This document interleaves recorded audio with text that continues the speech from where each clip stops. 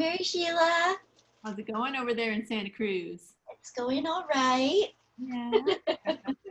So we're going to make some sauerkraut right now and do some fermentation on this lovely Sunday. Yes.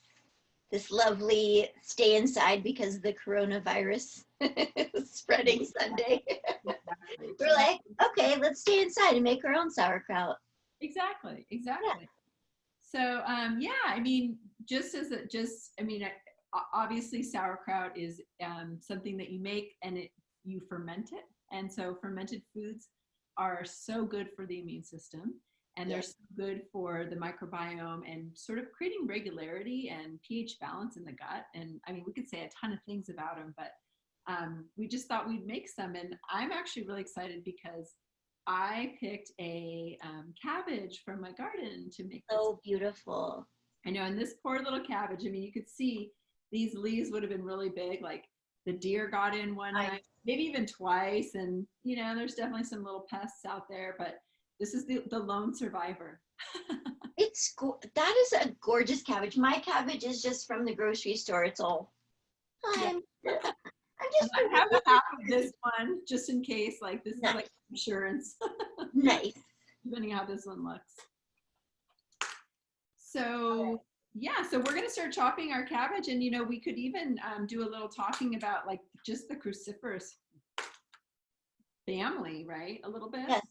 And I just want to say before, if anyone's doing this and following along, save some of the big leaves, the big outer leaves, because we'll use those at the end to kind of cover the top of the sauerkraut. So I just did that off of, I have one of these big like German ceramic jars, and I've been over ambitious in the past trying to do like 3 or 4 heads of cabbage plus other veggies, but I made myself only pick 2 cabbages. So hopefully that's more correct. And you're gonna make yours in your German jar, and I do mine in just a mason jar. Yeah, so, I love doing it that way too. Yeah, but it's great because we can show the 2 different ways of making it. So you don't have one of those cool jars that Talya has, but if you have a wide mouth mason jar, that works awesome. Awesome. And look, my cabbage looks pretty good actually. It looks gorgeous. Oh my God. Yeah, I'm excited. I think it looks great. So, whenever you're making a kraut, it's always good, just pull out the little center part just because it's not as edible. I mean, you can keep it in there, but I always just kind of triangle it out. So, yeah, I guess I do too. That's true. Yeah. Okay, so you might not have one of these at home either, but this is what I love to use for my kraut. I can also just chop it, but I have this Salad Master tool. That's the cruciferous family, and that family of food is so liver detoxifying. So it's definitely anything that supports the liver is going to support your immunity. It's also it's really high in sulfur, which is also going to help you with those certain pathways of liver detox, and it helps break down excess estrogens. And that's helpful for both men and women because we all have to break down excess estrogens, and a lot of the toxins in the environment, like from petroleum and pesticides and herbicides, are all oil-based, and they all have like a estrogenic effect in the body. So it's good to eat these greens to break things down. I wish I had bought broccoli for this. I don't have any in the garden. And I'll just say, and I can ask Talya after, I haven't never used broccoli, and for some reason I think it would be pretty stinky. So I've done it once. It was stinky, but it was really interesting. It was just, I tried it once, like cabbage, kale, broccoli. I always add a lot of spices. Like in this one today, I'm gonna do rosemary, thyme, black peppercorn, caraway seed, fennel seed, and fenugreek seed. Yeah, and that sounds amazing. And I was going to use a little coriander and fennel. And I have a kefir lime. I thought I'd do a tiny bit of zest, and some green onions and garlic and a little ginger. So kind of a Mod Podge. I don't know what flavor I'm going for, but kind of a Mod Podge. And I'm just going to chunk the rest of that cabbage up. I have cabbage, carrot, beet, daikon, burdock leek, radish, garlic. Nice. Yeah. So you mean, and that's the beauty, I think, is you can use so many different things. And, you know, this one thing came from the garden and the rest of the stuff, I just kind of pulling stuff out of the fridge. When we decided to do this, I was like, what do I have besides my cabbage? So Me too. That's what I did too. yeah, and that's the best way to be in your kitchen. And, you know, I mean, it's great to follow a recipe the first time if you need to, but then it's really good to just go with your instincts, right? And just see what you want to put together. So we'll even see. I'm gonna actually just take this to the sink and rinse this, since a whole bunch of bugs fell out when I cut it open. So I just rinsed my cabbage, and look at the purple water from my salad spinner. So cool. So I'm just gonna pop my cabbage in there. Okay. And I'm just showing my attachment for the shredding attachment on my food processor. I don't always use this, but it's fast. Yeah, I mean, when you start getting into making things like this, sometimes you just want to have that tool that makes things faster. And in this case, you know, I'm using the Salad Master, and Talya is using her food processor, but just going and chopping it totally works too, right? But, you know, we're trying to save a little time. We're busy women. You know, of all the cabbages, the darker the color of the cabbage, actually the more nutrient dense it is. But what's kind of funny is my husband actually doesn't like purple cabbage. Like if I make purple cabbage salad, he's just like, I don't like that one. I like the green one. So, I mean, he has sensitive taste buds, because I can't really taste the difference that much, but he's particular. But he's also a really good cook, so. But most sauerkraut on the market uses green. Is Yeah. that just because whatever? No, I don't know why. I wonder if just maybe if things oxidize, how they might look, or I don't know. Right. I mean, the purple one is always going to be purple. Yeah. And then maybe even brown, depending on what you put with it. Like if maybe. Right. So, and I just also think the purple cabbage is so pretty. So I'm going to put a couple of these green onions. So the thing about green onions is we always, or I don't know if you do, but you know, a lot of times we just cut them to here. And actually the entire green onion is the most nutrient density is up here, to believe it or not, because this is the part that's up in the sun and having to kind of have a little more protection of itself. So there's more antioxidants and phytonutrients in that top part. So whenever you can use the whole thing, because you're going to get more from it. And the scallions are really nice because they're kind of mild. So they're not super strong flavor that's going to, you know, sometimes onions will really make you tear up, which is actually that tearing that you get from onions is an enzyme that is activated, it's activated, and then once we eat it, it works its way in the body, and it's very anti-carcinogenic. So it's very supportive in the body, which is pretty cool, even though sometimes it's hard to cut an onion. All right, so the onions are going in, and I'm going to put a little garlic in, because again, garlic, we're thinking about the immune system. So I want to just talk a little bit about fermentation anyway, because like, what is it? How does it, you know, what's the benefits of it? How does it even work? So on plant foods, there's a ton of bacteria, just like they're all over us too. So all these bacteria are going to, on the plant foods, what we're doing when we ferment is we are creating the perfect environment for all these lactic acid producing bacteria. We're providing the perfect anaerobic, so without oxygen, environment for them to thrive. And what happens is they start producing. When you ferment, there's no vinegar involved. It's just the plant food and salt. So salt is sort of your preservative. It keeps the fermentation process happening slower, so that we're supporting the beneficial bacteria to grow, rather than doing it without the salt. You have more of a chance of the other bacteria we don't want to be produced. So we're really going for the, we're trying to create the perfect environment. But if you put too much salt in, which I've done a few times, if you put too much salt in, then you might not have a ferment. You might just have a salty, very salty cabbage. So, there's what I want to show you today is there's a bit of a formula to fermenting. And if you can figure out what that, once you get the ratios down, then you can you can make it however you want to make it. But I'm going to grate a few radishes. Radishes are. Here are my greens. What is that? My leeks. Oh, your leeks. Oh, that's going to be so good. Yeah, and leeks are also really good for the liver. A lot of good sulfur for detox.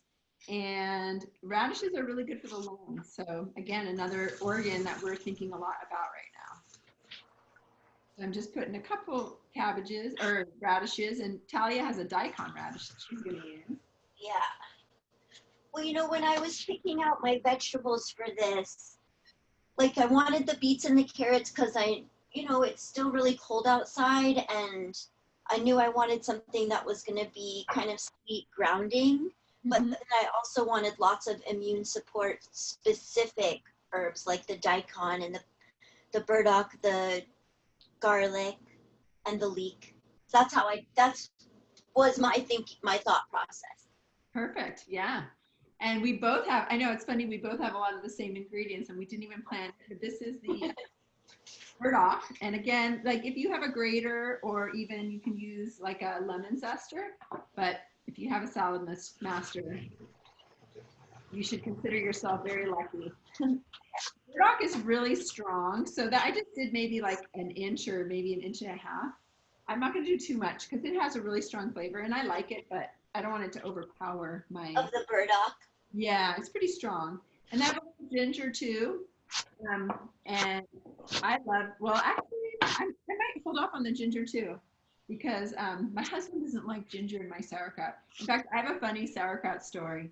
I have a couple funny sauerkraut. One of them is, when I first started making sauerkraut, I was really excited about it because I needed it. I had a lot of gut dysbiosis and I couldn't get enough of it. And so anyway, I used to put whey in my sauerkraut and I don't do that anymore. I'm going to put a little zest in mine too right now.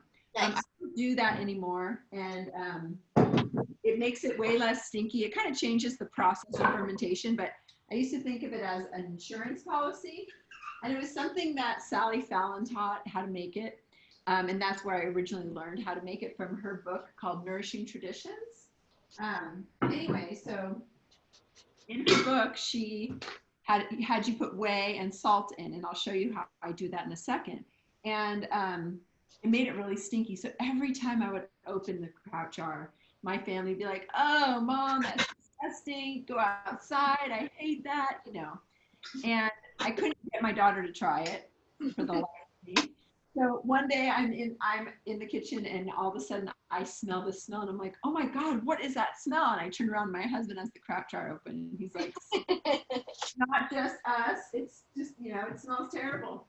So my husband wouldn't eat my kraut. And so if we ever had food where we want sauerkraut, he would go down and buy Bubbies. And I was like, "Oh my God, like you're not eating my kraut." And then he's like, "I don't know, I just don't really like your kraut." Well, we have these good friends, our neighbors, and they're really good cooks. And we went out with them one night. We came home to their house like kind of late, and I think maybe had a little nightcap. And my friend Ming, it gave us each a little jar of sauerkraut. And we were eating it. My husband was like, "This is so good. This is the best sauerkraut I ever had." And she looks at him, she's like, "Your wife made it." No way! Oh, that's awesome. Like, okay, so here we go. And then a few years, or I don't know when it was, but a few years ago, my daughter decided to clean out the kitchen, the refrigerator, and label everything, label all the shelves and the cupboards. And she found all my jars of ferments and she put it all in one jar and she labeled that one "Mom Jars of Crap." It was pretty funny. Oh my God, that's so I know. So I got a little zest in there. So here's what I'm going to do. So whenever I make a sauerkraut, I usually do about one cabbage. And with one cabbage, I usually do about a tablespoon of salt. That's the ratio. So I have one cabbage. It was kind of small, and then I did, you know, maybe another quarter of another one because I used half of it. So I have one, and then I also put a carrot and a couple other things. So I'm actually going to do a heaping tablespoon of salt. Um, that's going to be my ratio today. Okay. And it's, you know, again, it's a little bit of feel, but that's about the ratio. So I've got a heaping tablespoon right here, and I'm just going to drizzle that in. Now, here's another technique that I learned actually from one of my students. And see, sometimes I even get to like kind of near the end of the salt, and I'm like, I don't think I need all of it. So I just put it back. So maybe it was more like a tablespoon.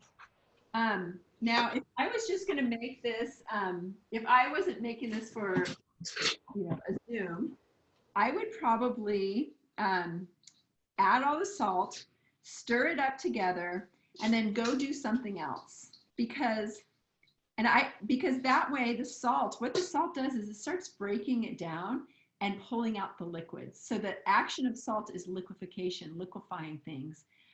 So, you know, that's why you marinate meat, to kind of break up and tenderize the meat. So it's gonna, what would happen if I came back in like a half an hour is it would all be kind of wilted and it'll be a lot more liquid. So that's one process you can do just to make it a little easier on yourself. And then now that, but I'm not gonna, you know, for the sake of this video, I'm just gonna get right to it. But what I'm gonna do is, there's lots of ways at this point. So I've got my whole medium in here like this. I can actually throw a little bit in like the Cuisinart, what Talya has, and help break it down so that it liquefies. If I don't want to sit here and pound, I can take my hands and massage it and break it down.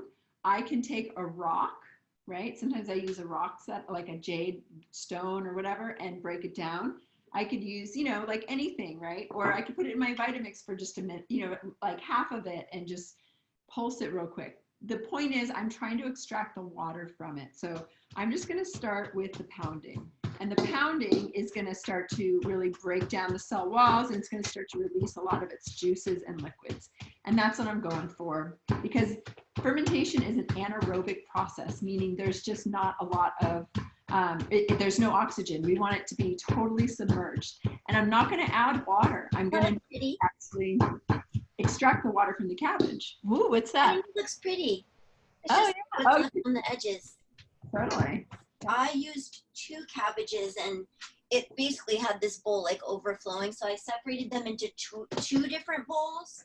So now I can really toss it and get all the, you know, all the little bits of burdock and garlic and beet throughout. And then I'm going to massage it with my hands because I don't have a pounder. Yeah. I could put a little bit in the food processor. I actually might do that just because I've never done that before. Yeah, it just makes it go quicker. It's kind of I might try that.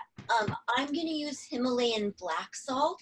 Ooh. So I am using a sulfuric salt because number one, it's just very vata reducing, and that is part of the, you know, the fermentation, you know, completely transforms cabbage from a vata increasing food to a vata decreasing food through the fermentation process of creating all of this, you know, all of that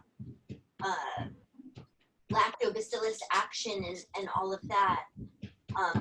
But particularly because it does develop that taste of sour, and sour is one of the absolute best tastes for getting vata irregular digestion on the move. So I'm gonna extra, you know, vata proof this by using Himalayan black salt, which is really sulfur rich. Does it have that taste like kala namak? Yeah, it is kala namak. Oh, okay. Same thing. Yeah. And then I'm gonna, I just have to add my fenugreek seed, and then I'm gonna stir my, I already did my zest, and now I'm gonna stir in my spices before I really go to town on mixing and massaging it. Ooh, fenugreek seed.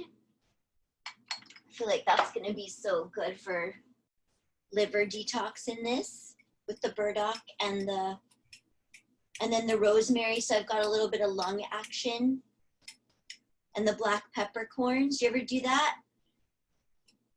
No, but that sounds really good. Do you just put whole or do you Yeah. grate, grind? No, well, I love, I'm not everyone's the same as me with this, but I love biting into like a juniper berry or a black peppercorn or a whole coriander seed in my kraut. I just like gives this other burst of flavor that you weren't expecting. And then that flavor has a direct effect on your digestion too. So I just love it. I love that idea, but I'm afraid like if somebody broke a tooth. Well, no, because they soften. Okay. Yeah, they soften in the fermentation process. They're not hard anymore. Okay, well, I'm going to do that then because we like pepper. I mean, or not as, they don't get like mushy, but they're not like, I'm going to put a few. You're not going to hurt your teeth. You're not going to break your tooth on one. That's for sure. Yeah, because that would be a bummer. Yeah. And I could grate a little or just grind a little pepper into it. And I've never actually put pepper in my kraut. So I'm going to try something new. I feel like too, when I massage kraut, I can feel with my hands if I need more salt or not. Yeah, that's awesome. Yeah, it is. I mean, you really get in there, right? Yeah. And I've done that a few times. And when I teach fermentation classes, I don't have enough of my tools to go around. So sometimes people will just massage until it liquefies. And one thing I'll say is Napa cabbage is my favorite cabbage to ferment with, and it's the wettest. So as long as I've been pounding this time around, if I was using Napa cabbage, I'd probably be done. Right. Red cabbage takes the longest to break down. The driest, right? Yeah. So the most vata. Yeah, I think so. Yeah, that's probably why you don't see it all the time in the stores, like you were saying. Yeah. And if you're watching this and you're like you haven't even eaten many krauts, you can always start with buying one. You can kind of find them everywhere. You could buy it and you can try it that way first. I think I'm ready to put my bowl actually, so in my jar. So what I'm going to do is I'm just going to start scooping it in there. So again, remember it's an anaerobic process. So now that I have about halfway full, I'm going to bring my thing down and I'm just going to push it down. I'm going to try to get all the air out. And that's the secret. One time I put all the air down and I had sauerkraut. You know what it tasted like? When you were a kid and you would like drink water out of the hose? I don't know if you ever did that, but it tasted like water out of the hose. Like you're in your backyard and you like put on the hose and you drink water out of it. Sure. Oh my God, I haven't done that forever. I know, and when I tasted it, I was like, oh my God, that reminds me when I was little. When I used to drink water out of the hose. So I don't know if you could see this, but it's totally liquidy. Can you see that kind of like? Yeah, you can see it. Yeah, so I'm just pushing it down. And if I didn't have this, you could even use it like a smaller jar, like a smaller smallmouth mason jar and just push down, or you could use your fist. Well, I'll show you something cool from this ceramic one. Okay. This is a real traditional ceramic sauerkraut maker. This is a stone that's gonna, one of the half of the stone that's gonna sit on top. So I can also use this as my mashing tool. And then so it's a mashing tool now, and then it'll be a weight when it's in the jar. Sometimes you have to do 2 different sizes, or so it's nice when it's spot on. And remember, you just want to pack it a little bit as you go, because sometimes it'll just overflow. If you want to do it from the beginning, it'll overflow and you'll pretty much put it on top. Oh my God. I just took a bite. It's so good. Good. Wow. It is amazing. So we are making medicine. Are making medicine. And it'll be ready in 7 to 10 days. Yeah. Actually, so mine, when I do mine in a mason jar, and I I usually leave it out. Depends on the time of year, but I usually leave it out for 3 to 5 days, and it's usually pretty much ready then. It's warmer where you are. Santa Cruz really takes forever. Yeah. And I mean, not forever, but I'm usually on the longer end of fermentation time for everything. And it might be a little bit different in the crop versus, Yes, because there's less surface area in the mason jars. It does go faster. Exactly. So I love doing it in mason jars. That's how I do it when I teach at a cooking class, so everyone can go home with it. But yeah, mine totally got juicy too. Yay! Reporting. So, yeah. So beautiful. Look at that. So what I'm going to do is I thankfully Talya reminded us to save some of these guys. So I've got one from my homegrown cabbage. I'm just going to stick this on top, and then I'm going to just kind of slip it in as much as I can. And then the other thing that I usually do is I put a stone on top of it so that it holds it down. So it's just like an extra little holding down. Yes. And, only the finest for me, a big piece of Big Sur jade. Nice. I'm just going to stick that in there. So now everything is submerged. I washed my rock right before I put it in. Usually just a paper towel. And I just kind of wipe down the stuff that's not going to be submerged. So there's no little pieces hanging out. And that way, just clean, a clean deal. And then I'm going to throw the lid on it. I'm going to put this on my counter for about 3 or 4 days, and maybe up to 5. Like the cooler it is, the longer I go. And then I'm just going to put this in my refrigerator. And after 3 to 5 days, I'm good. I'm done. Every once in a while, or even often, a lot of times things will, especially if they're not held down firm enough, things will sort of settle, and sometimes the liquid will pool down there, and then everything will kind of rise up. So if that happens, you just go in, and you could use like a spoon, or you wash your hand and you just push everything back down and get the liquid to come back up. Sometimes you might even have kind of a little bit of brown on the top. Just scoop that off when you're ready to eat it, and push everything down. There are some people that will say that you need to use the special lids so you can continue to burp it and all that kind of stuff. And I have some of those lids, and they're great, but you don't have to use it. So I like to teach it without it, because honestly, I don't want you to feel like you can't start because you don't have the right equipment. And if you don't have one of these guys, you can get one at the hardware store, or even at your local grocery store, or at Goodwill. Yeah, exactly. Goodwill. Honestly, I have over the years bought all of those gadgets. I have never used them. Yeah. I have never used them, because it's just, this is the way I learned. Exactly. And it's so basic and simple, and it works. So that's what I do. Yeah. Now, I have had sauerkraut come out all different ways, including with like all the liquid coming up so high, and then maybe there being like a layer where it looks like gray or rotten and kind of gross. So when that happens, I'll pour out some of the liquid, just enough to get like the part that has become bad, like on top without liquid on it. I'll scrape that off, and then the rest of the kraut is fine. Exactly. Like, it's not a waste if you get even an inch, even 2 inches, which I've never gotten, of kind of Yeah. No, you just have to go and get all of it out, and it's good. Yeah. It's good. And that's the thing too. I mean, a lot of times people think, what about botulism? And that's something that's happening when you're canning and things aren't totally sterile. And that's the beauty of this, is actually not only is this the bacteria from my garden, from all my cabbage and all my organic produce, it's also the kind of the bacteria of my environment. So when you make something, you're really, letting those things kind of ferment and come to life. And, again, this is medicine. This is immune boosting. This is totally supporting the microbiome, which is, the educator of your immune system, and helping you to break down and assimilate the foods that you eat.